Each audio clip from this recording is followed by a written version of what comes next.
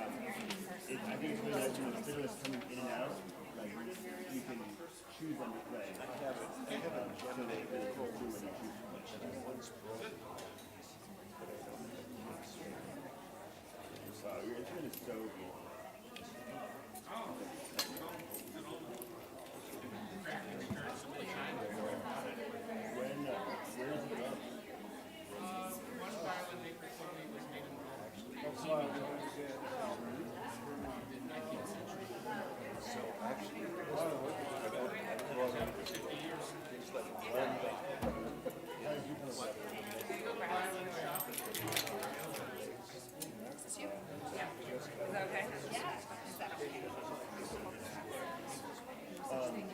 Question, but that was.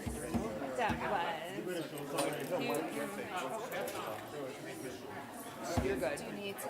I'm going to ask if Marissa, we're over here. Okay, sounds good. I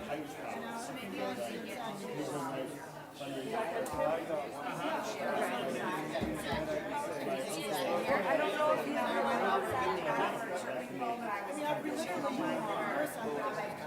know. It's on. Can Zach drum or no? I have a cajon here. Yeah? Okay. I just didn't, I wanted to make sure. I put the cajon out. If you tell her the rules. Okay. First song is not what I said.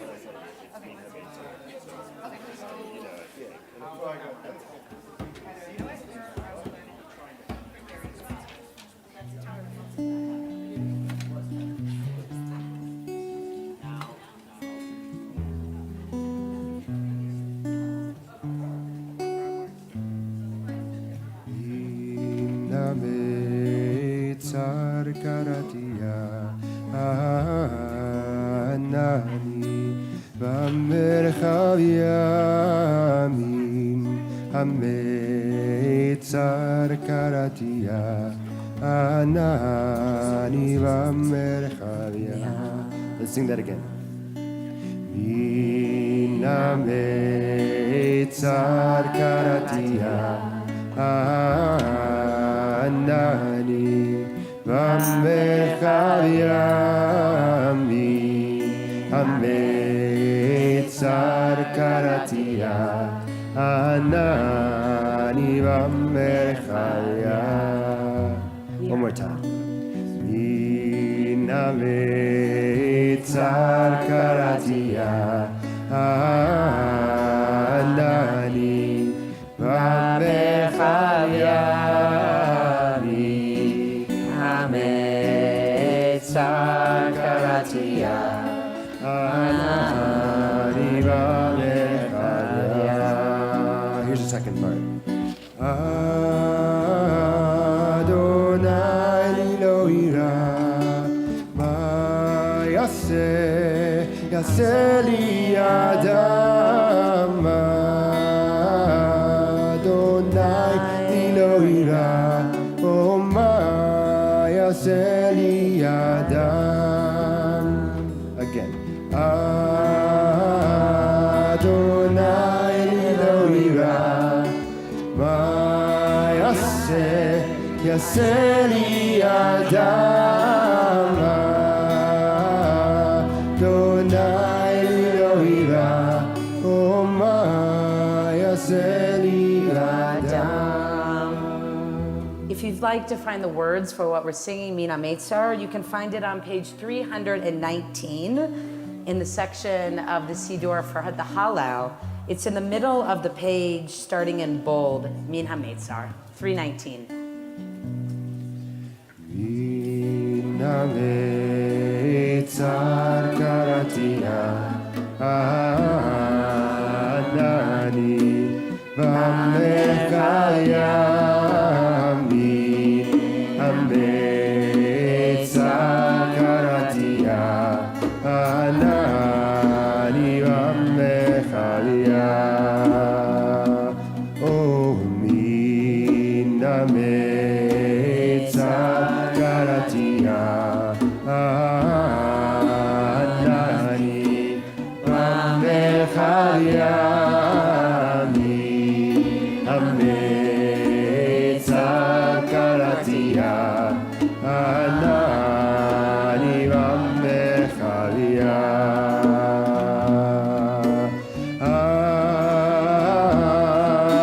Adonai lo ira Ma yaseh li adam Adonai lo ira Oh ma yaseh li adam Adonai lo ira Adonai lo ira Ma yaseh li adam Adonai lo ira Oh ma yaseh li adam Just voices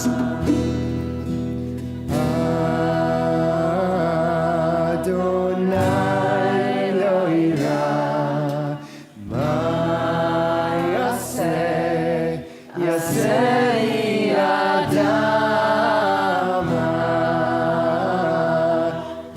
Adonai lo ira Oh ma yaseh li adam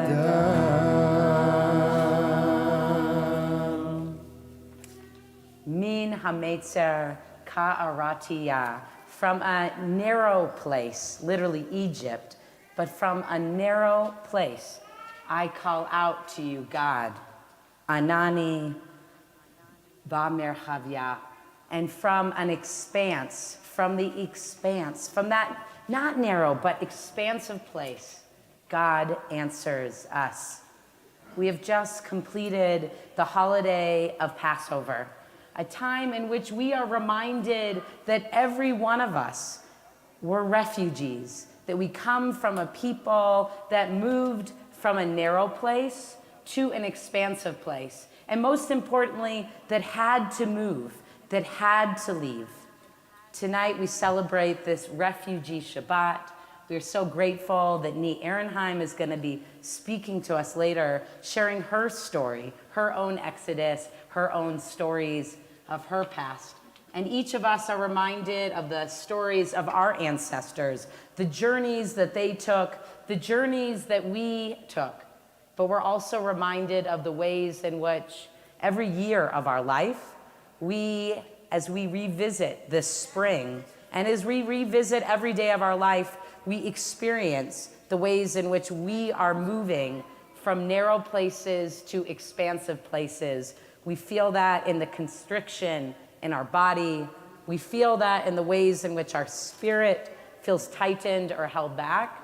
And hopefully, through tonight's service, we can feel a little bit of that expansiveness, a little bit of that release by holding one another through song and by just tasting the possibility of that expansiveness through the journeys that we continue to be on tonight. So welcome. I want to just appreciate that we're all here on a day that has been a little crazy in terms of the weather, and that whatever journey you took to get here probably involved some snow and rain and everything else, but we're here. So settle into your feet, settle into your voice, settle into the music and the prayers that we will have tonight, and the stories of our families and our people that we will appreciate on this highest Refugee Shabbat.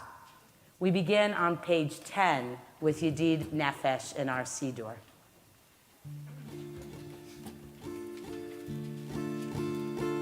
Yedid Nefesh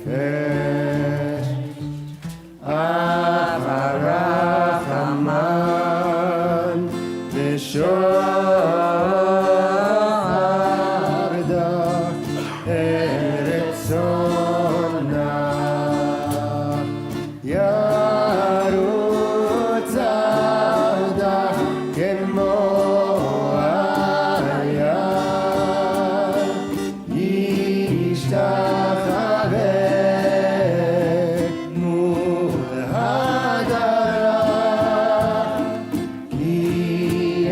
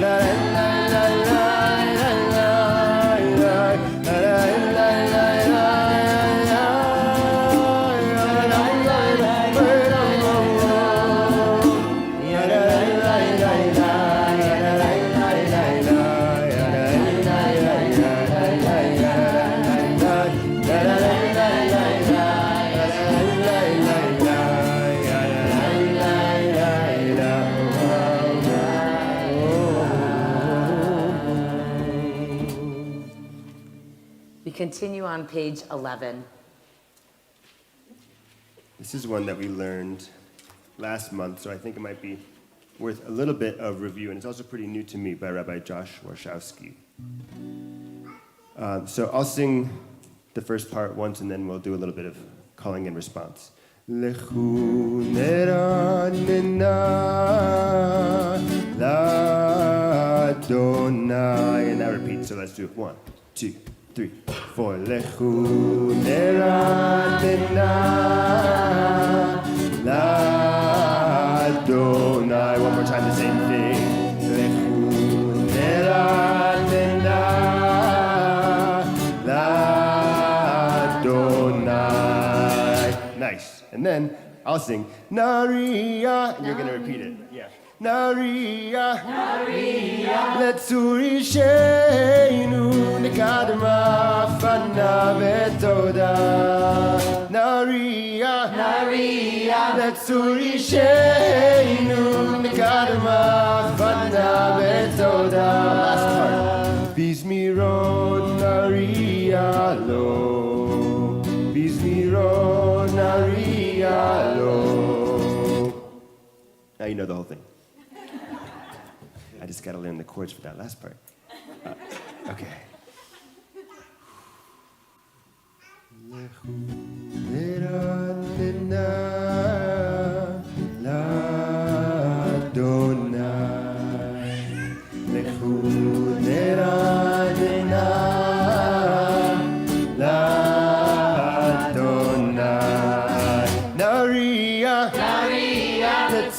Sheinu nekadma fana betoda.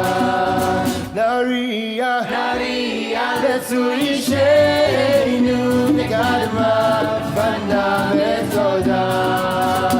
Bismirot Naria Lo. Bismirot Naria Lo. Lechu neranena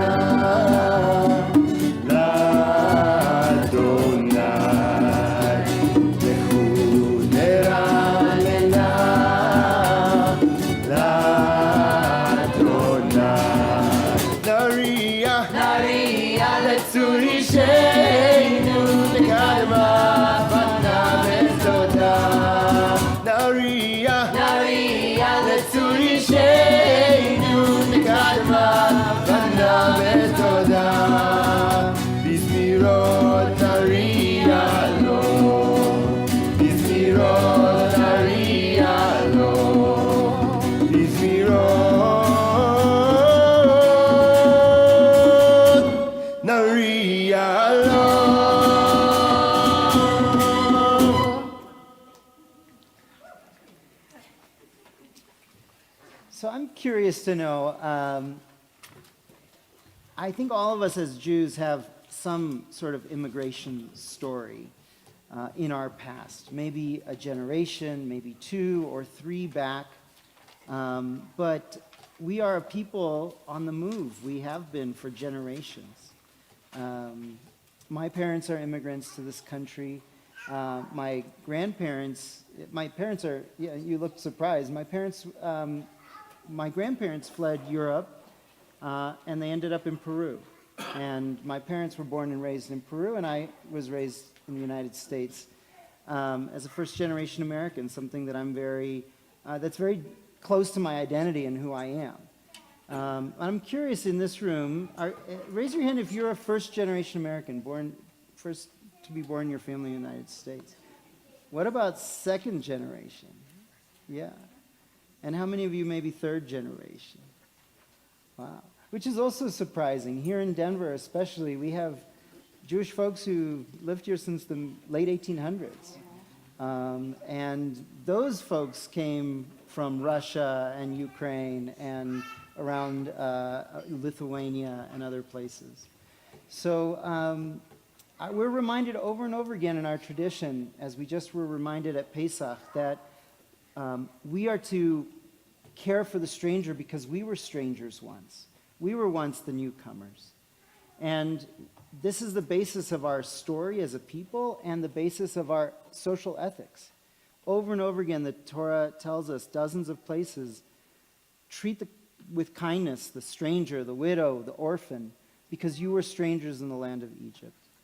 We're reminded of that over and over again in our tradition, and tonight we'll revisit that idea in a little while. We're going to continue our service on page 20 now with the words Romemu at the arrow.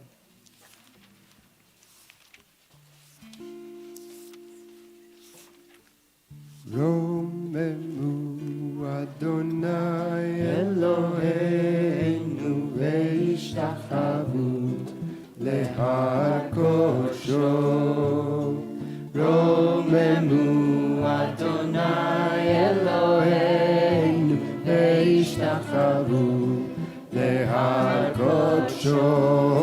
Ki kadosh Adonai Eloheinu Romemu. Ki kadosh Adonai Eloheinu Romemu. Romemu Adonai Eloheinu ve'ishtachavu lehar kodsho. Romemu Adonai Eloheinu ve'ishtachavu lehar kodsho. Ki kadosh Adonai Eloheinu Romemu. Ki kadosh Adonai Eloheinu Romemu. Romemu Adonai Eloheinu ve'ishtachavu lehar kodsho. Romemu Adonai Eloheinu ve'ishtachavu lehar kodsho. Ki kadosh Adonai Eloheinu Romemu. Ki kadosh Adonai Eloheinu Romemu. Romemu Adonai Eloheinu ve'ishtachavu lehar kodsho.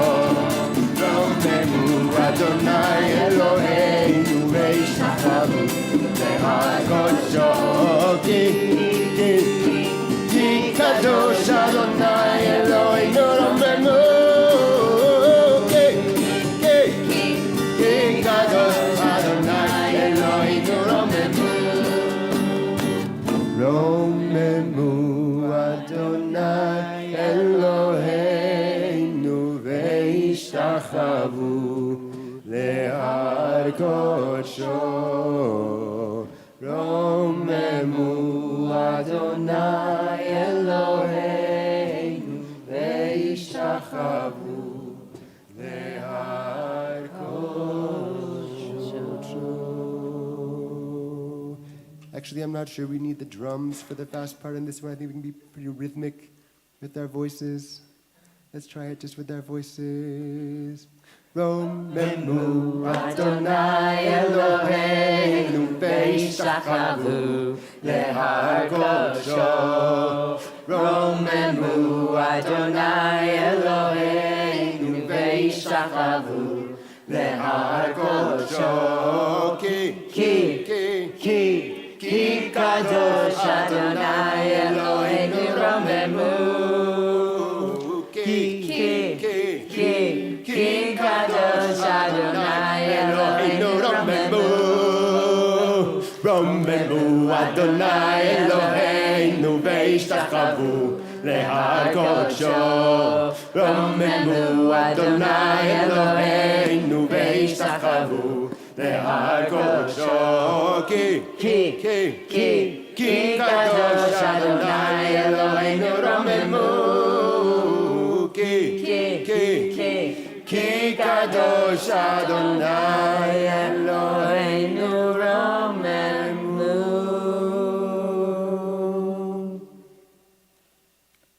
We'll continue on page 22 with Ana B'Koach.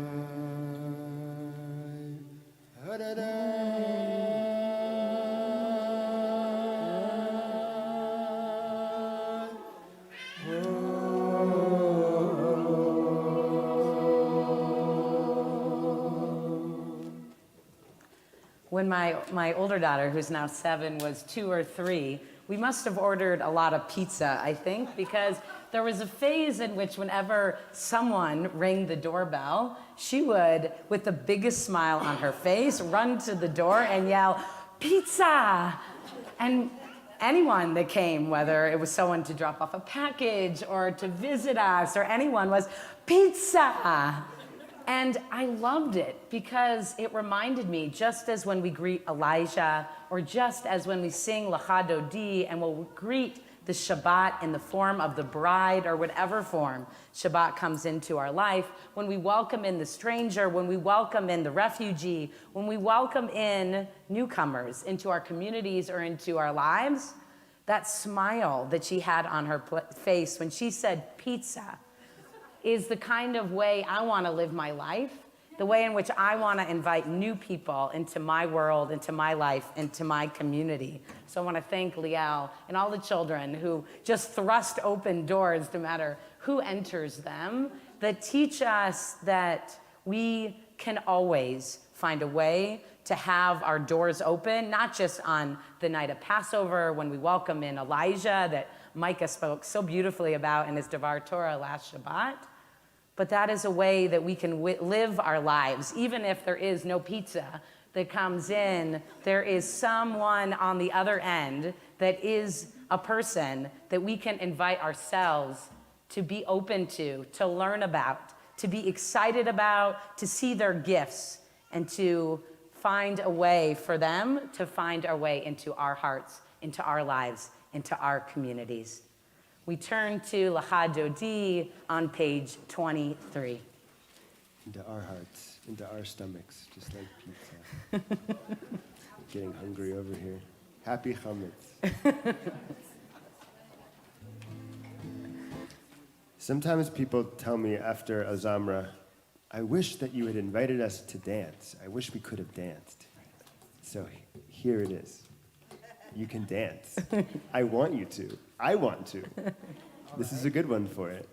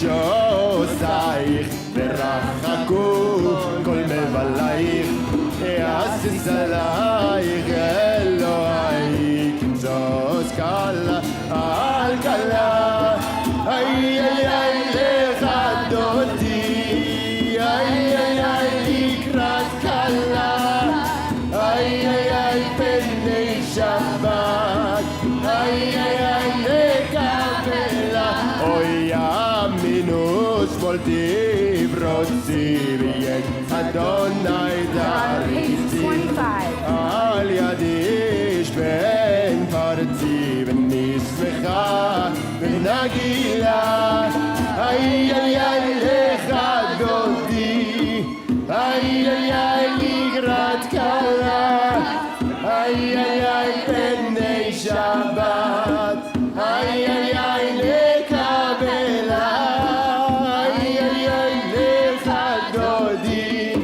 ay ay ay ligrat kala ay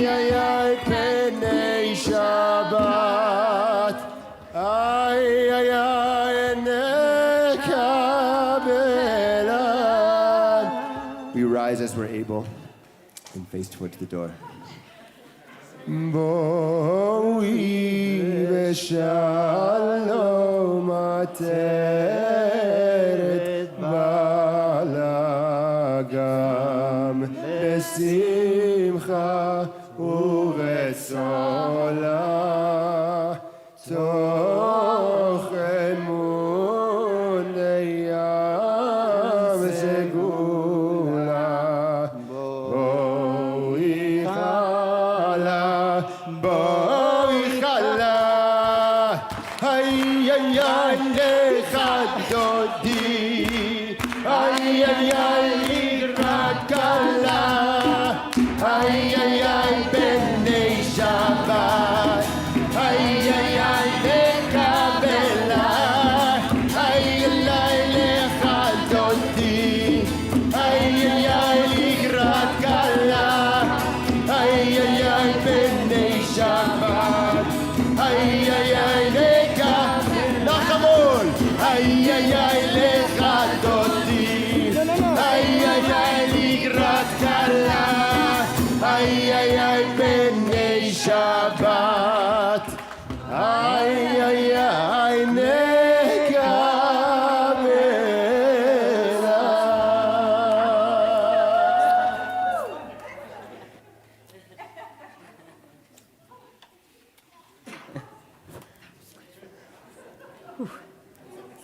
We'll continue on page 29.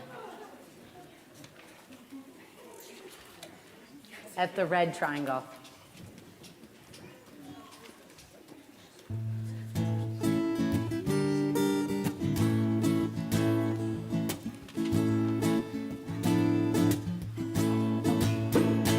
מקולות מים רבים אדירים משמריה מקולות מים רבים אדירים משמריה אדיר במרום אדוני אדיר במרום אדוני אדיר במרום אדוני אדיר במרום אדוני מקולות מים רבים אדירים משמריה מקולות מים רבים אדירים משמריה אדיר במרום אדוני אדיר במרום אדוני אדיר במרום אדוני אדיר במרום אדוני אדיר במרום אדוני אדיר במרום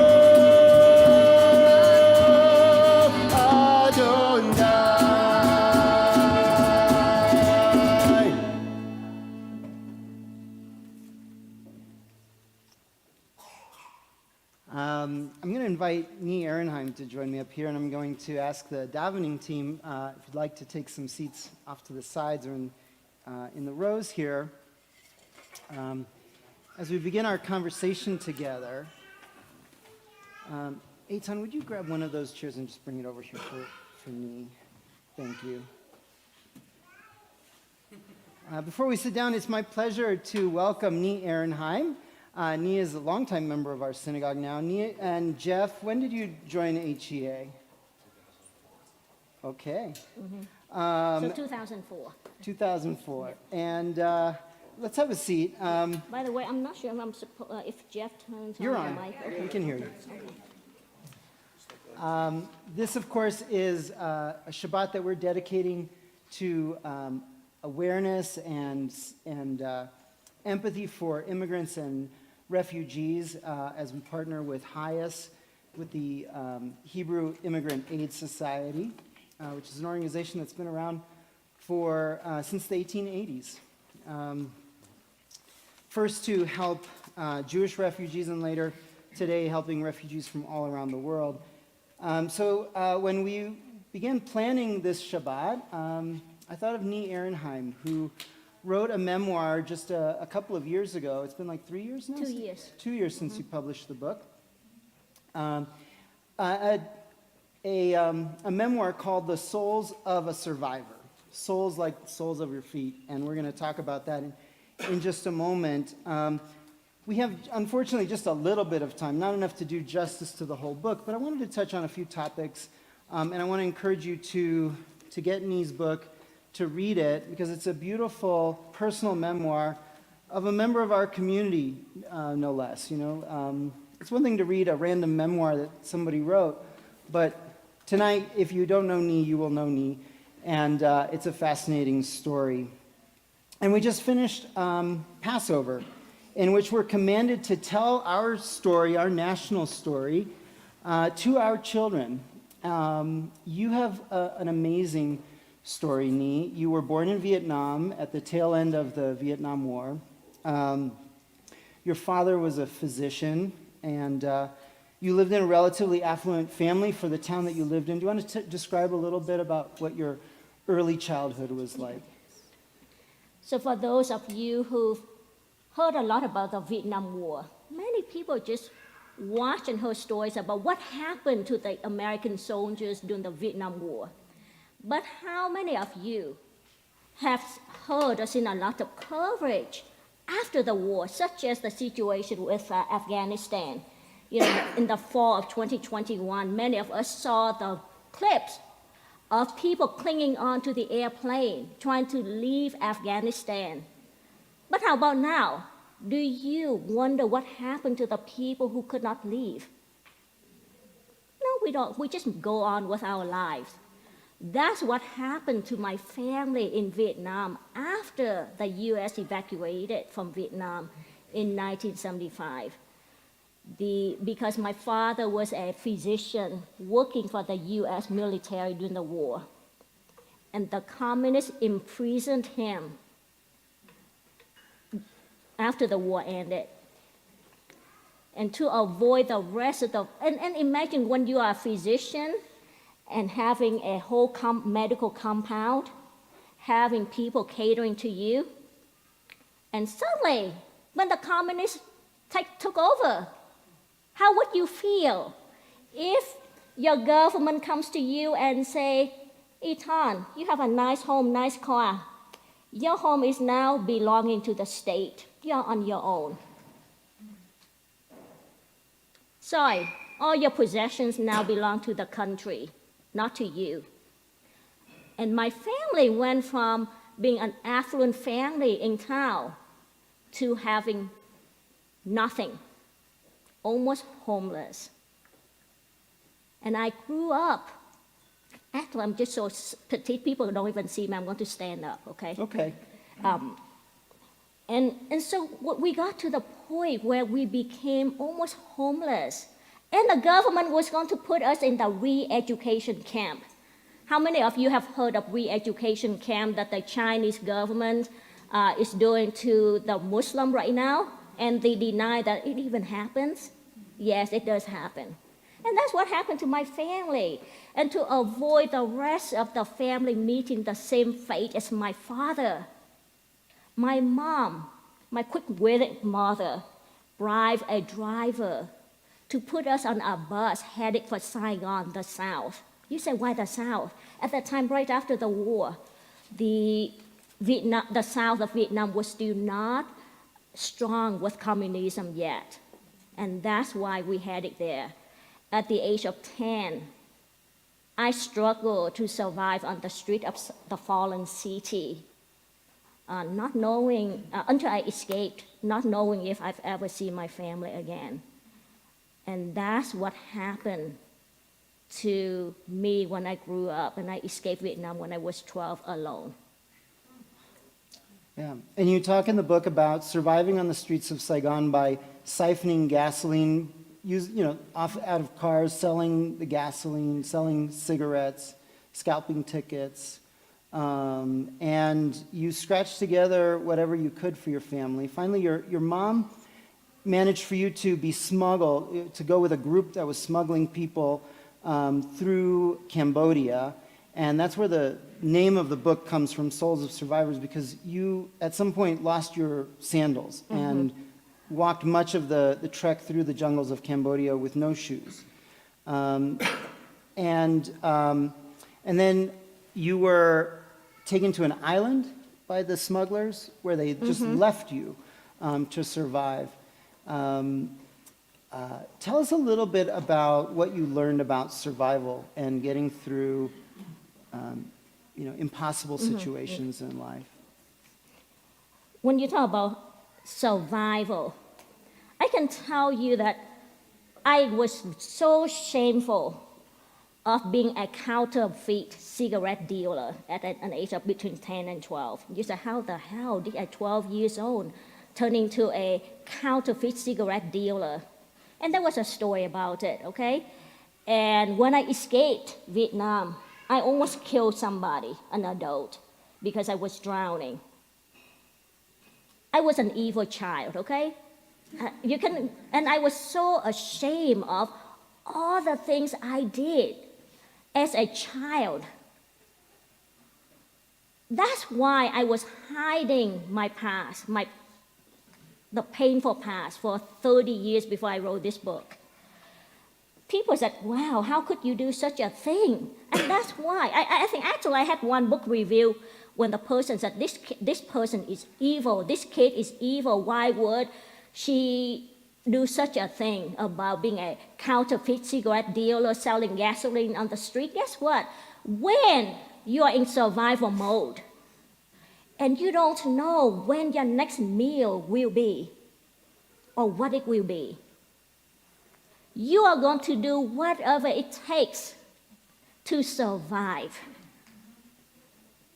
If you know your kid is going to die, are you going to do something about it? Was I proud of lying and cheating? Absolutely not. And that's why I was hiding my secret for a long time.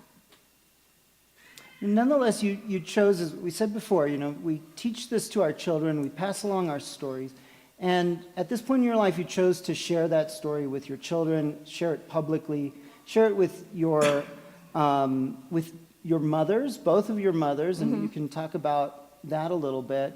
But you chose to share this with your family in a way, and I think even parts of it with Jeff that Jeff didn't know. Why was that important to you? Okay. The reason that I finally wrote the story down after almost 30 years is because I think over dinner one night, my children, Sarah and Max, sat at, I think it was a Shabbat dinner, and they said, Mom, you retired at 41, 42, you are bored. And we don't know much about your past. We know more about our Jewish side of the family.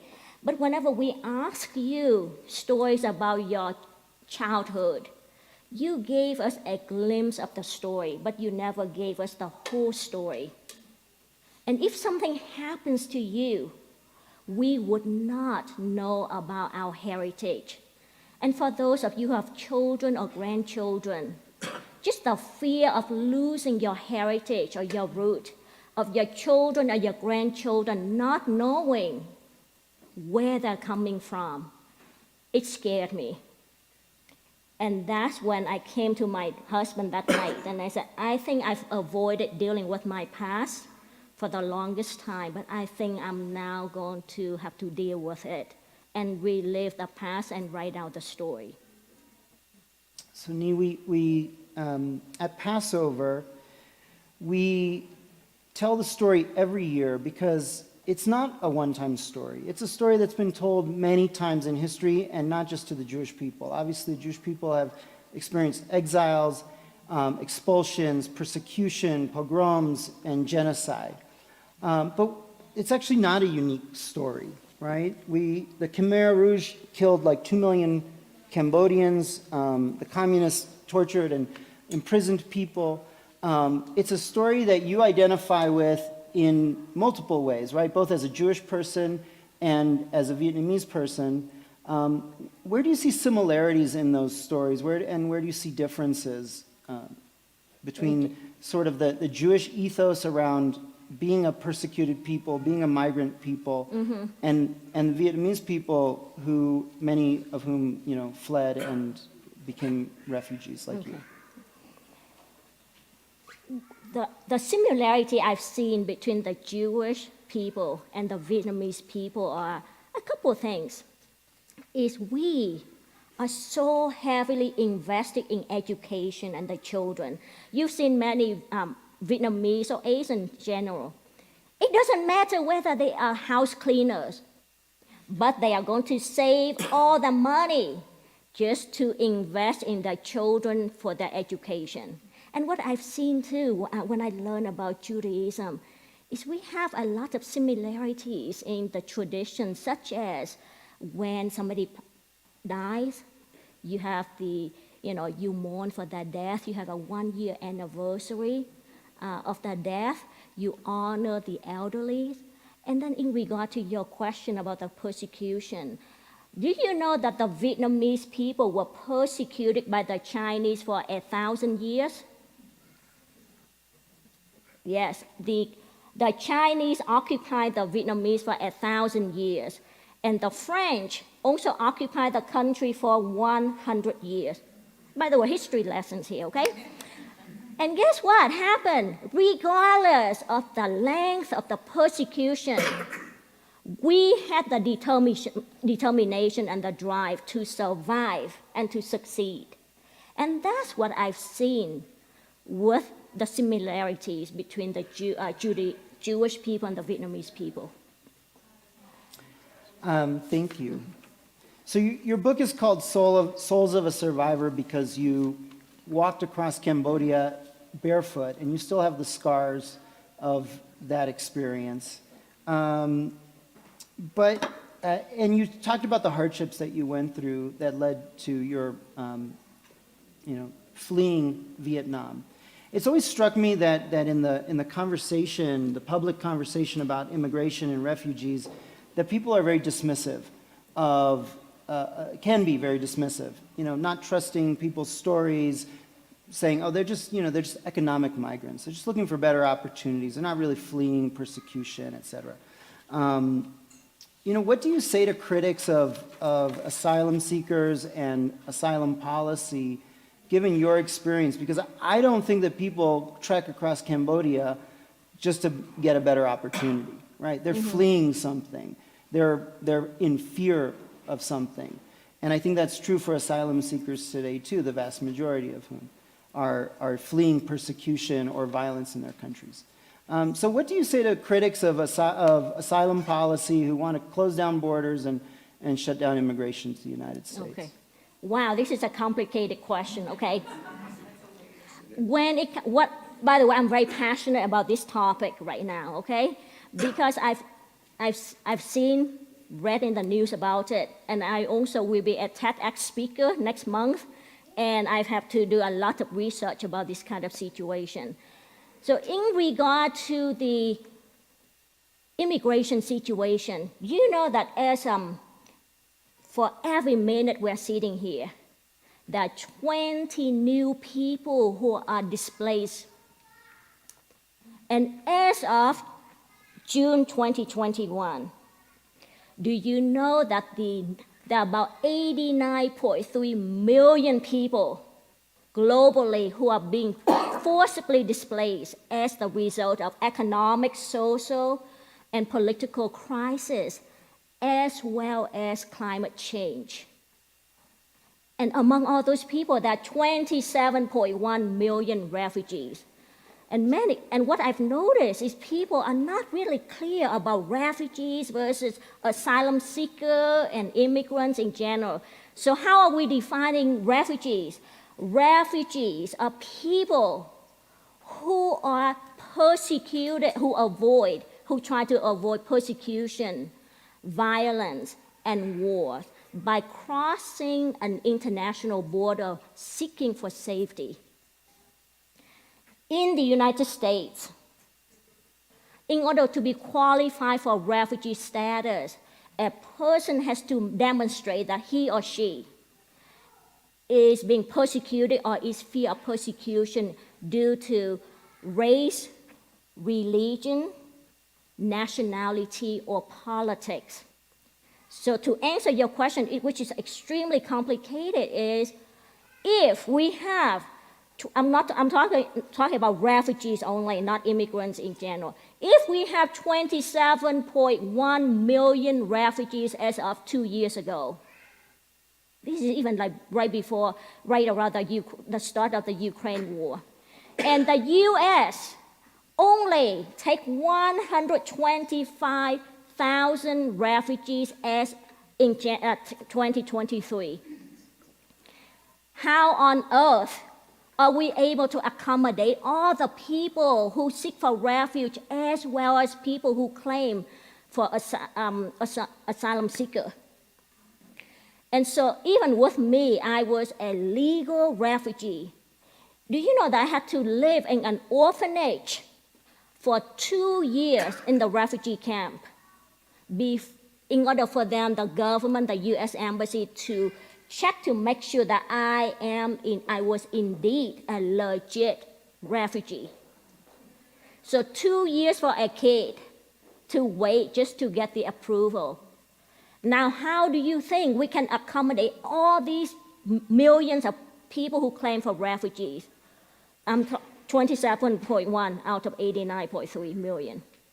So it's really, really tough. So if you talk about asylum seeker, now the organizations and the government say, okay, among all these people, I want to pick the refugees first as a priority before the asylum seeker.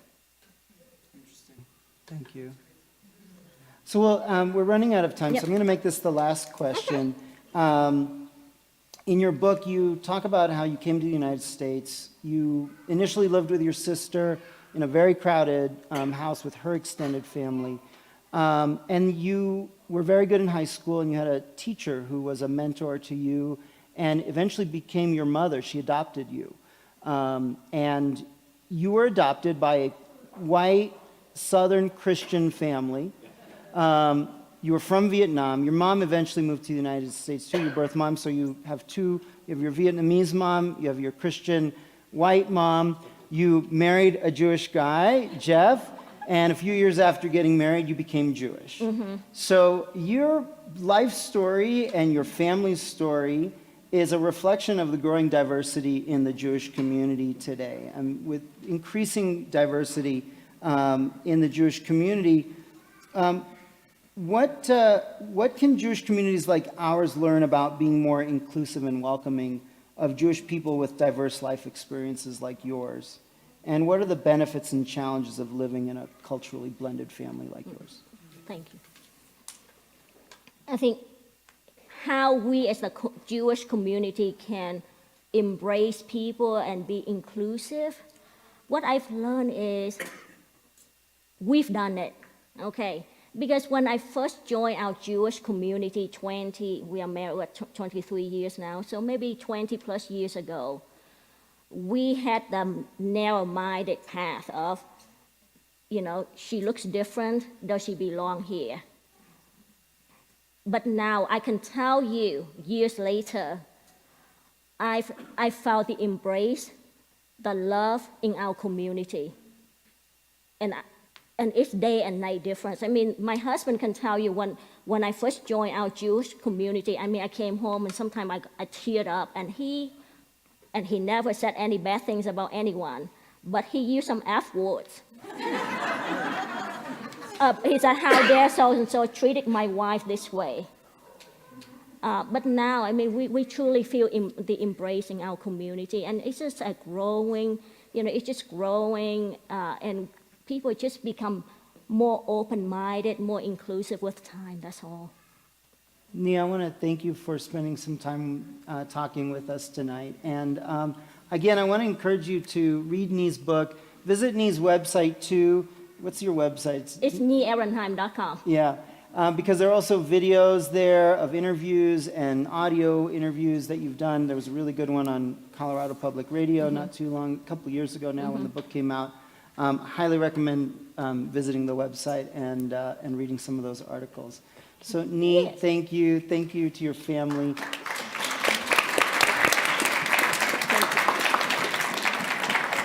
Mẹ ngồi đây cho mẹ đừng có mẹ đâu biết hả?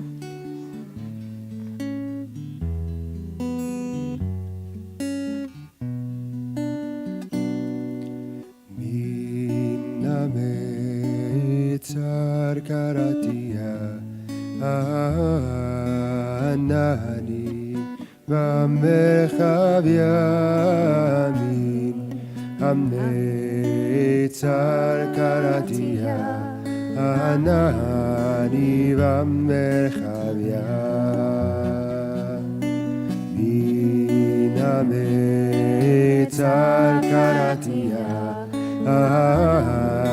anani v'merchav yamin ametzar karatia anani v'merchav yamin oh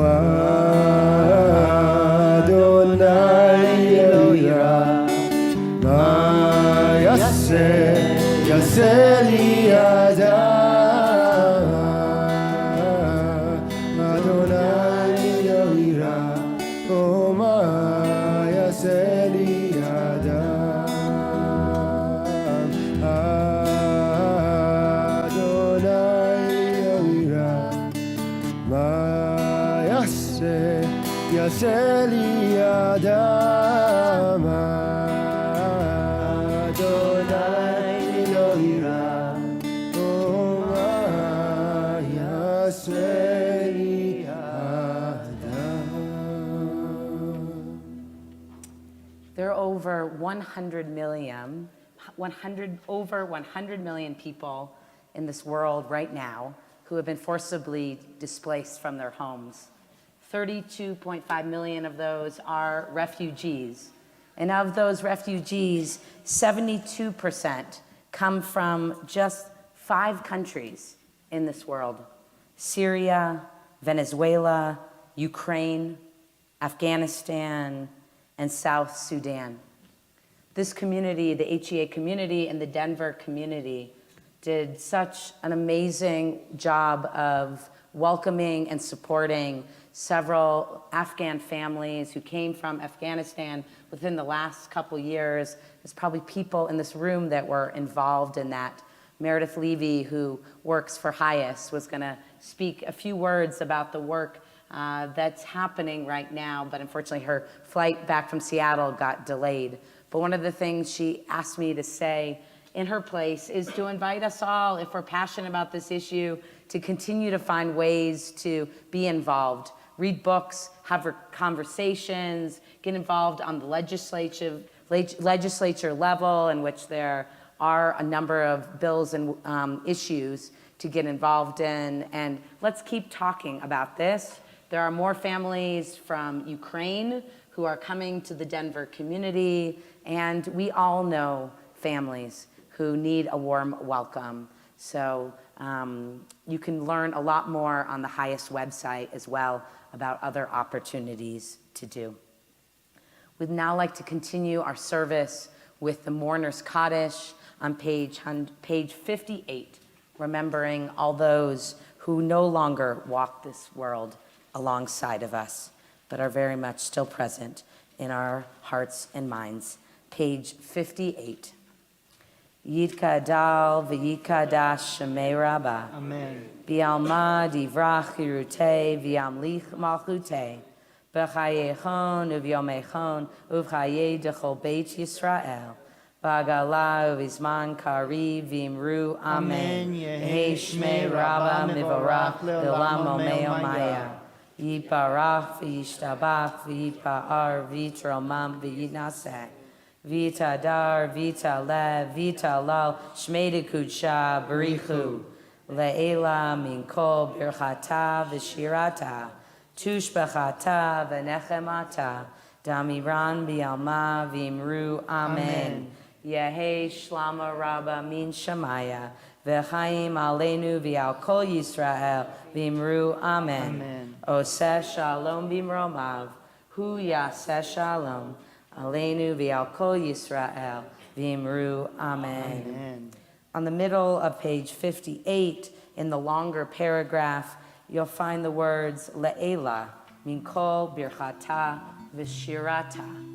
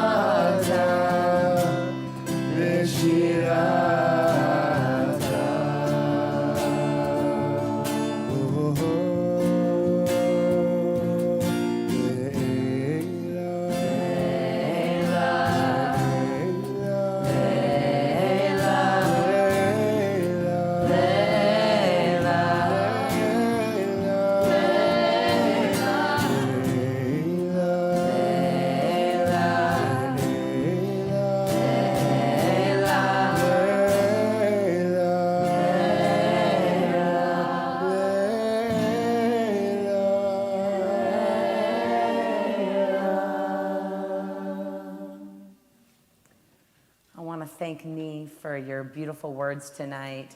Feel free to come up and ask Nee more questions tonight, but also as you see her in the community. I also want to welcome Rabbi Jamie Arnold and Laura Berman, who are here joining us from Beth Evergreen tonight, who are also running a very cool retreat. If you're interested in a song leader retreat, where's the retreat going to be? At Beth Evergreen. At Beth Evergreen, and when is it? So find Rabbi Arnold at dinner if you're interested in learning more about that, or just go visit. Excellent musicians themselves and songwriters, and also they're going to be bringing in some amazing people for this retreat, including Rabbi Shefa Gold, who has written a lot of the music that we use here. So highly recommend that retreat for songwriters and song leaders. Thank you. I want to thank all our davening team members and drummers tonight, and our staff. Morty put a lot of work in with Shira to do the schlepping across the street and to get ready for our dinner. So if you're staying for dinner, which I hope everyone does, here's the secret. If you didn't bring a dish, you can still stay for dinner. We welcome everyone. We always have plenty of food. I think it's the Jewish way. We will be walking across the street to the GYC following our blessings here and doing dinner upstairs is where we'll eat, but the food is downstairs. So grab your food downstairs, very complicated. I know there's also elevators. If you can ask a staff member if you need help with that as well in the GYC. And then after dinner, what's happening, Eitan? There's a tish. What's a tish? It means table in Yiddish, and we're going to sit around the table and sing. It's very informal and silly. And wonderful. So that'll be happening right after dinner, back downstairs, so we can get a little more steps in. No, not back downstairs. Oh, yeah, the tish, I'm sure Teed knows all. Yeah, the tish will be happening like where the couches and stuff, very comfortable, are downstairs. Tomorrow morning we have services here at 9:30, and if you want more information, talk to Laura or read the website or one of those things. Anything you want to add? Anything you want to add? No, Shira was trying to tell me something, but I don't know what it was. Is there nothing in there? Okay. Oh. Little babies, they're cute. It's a slow crescendo from matzah to challah here at HEA. I invite you to rise as you're able to.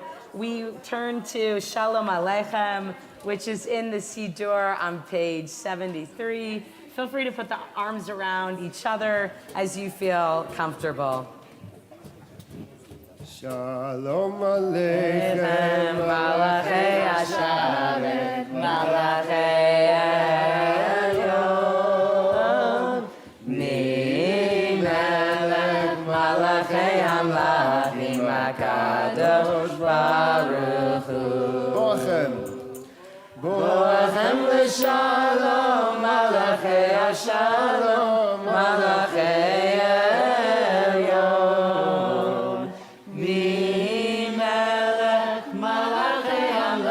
malachim hakadosh baruch hu. Ni leshalom malachei hashalom malachei elyon. Mi melech malachei amlachim hakadosh baruch hu. Seidem l'shalom, malachei hashalom, malachei elyon.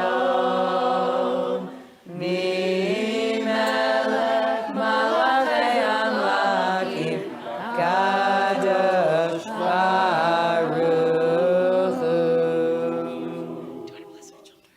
Yes, so if you have your children with you, or if you want to send your children blessings from afar, gather your children close, and you can join me in the words, or probably just a couple pages after Shalom Aleichem in your Siddur.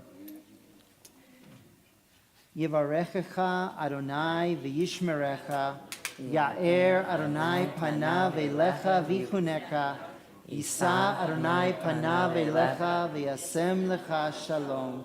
We bless our children that God should take care of them and protect them, that God give our children everything they need and want, and that God grant them the greatest gift of all, the gift of shalom, of peace. Kiddush. Baruch atah Adonai Eloheinu melech haolam borei peri hagafen. Baruch atah Adonai Eloheinu melech haolam asher kishanu mitzvotav l'ratzon banu v'shabbat kodsho b'ahavat ratzon hinchilanu zikaron l'maaseh b'reishit Ki hu yom techila v'nikra'e kodesh zecher l'siyah Mitzrayim Ki banu b'charta v'tanu kidashta mikol amim v'shabbat kodshecha v'yavahu ratzon Baruch atah Adonai Mekadesh, Mekadesh, Mekadesh HaShabbat. Amen. Well, we've had so much grape juice this week. Baruch atah Adonai Eloheinu melech haolam asher kitshanu b'mitzvotav v'tzivanu al netilat yadayim. All right, I want to invite up all the kids, anyone who's like 18 years and under. Come on up to help with Hamotzi. This group looks a lot like a youth choir. Oh, we have that. Ready? I believe the Grunwald children are under the age of 18, but we're not, being exact here. 1, 2, 3. Hamotzi lechem min haaretz. We give thanks to God for bread. Our voices rise in song together as a joyful prayer is said.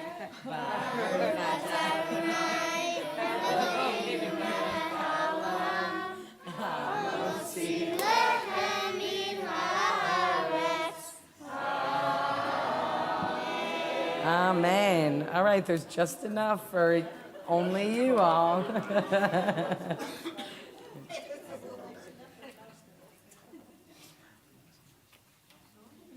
Okay, are we ready for our walking music?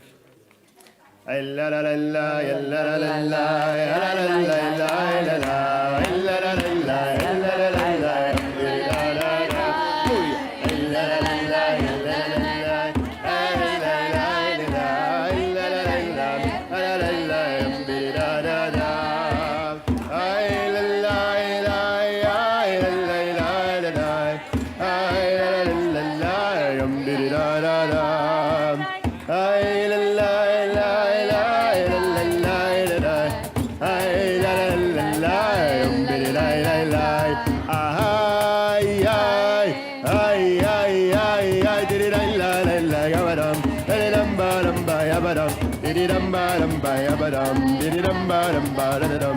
Ah hey, ay, ay, ay, diddy dum ba dum ba yabadam, diddy dum ba dum ba yabadam, diddy dum ba dum ba yabadam, diddy la la la yabadam. Ay la la la la la la la. Ay la la la la, diddy la la la, way yo yo. Ay la la la, ay la la la la la. Ay da da da da da, diddy da.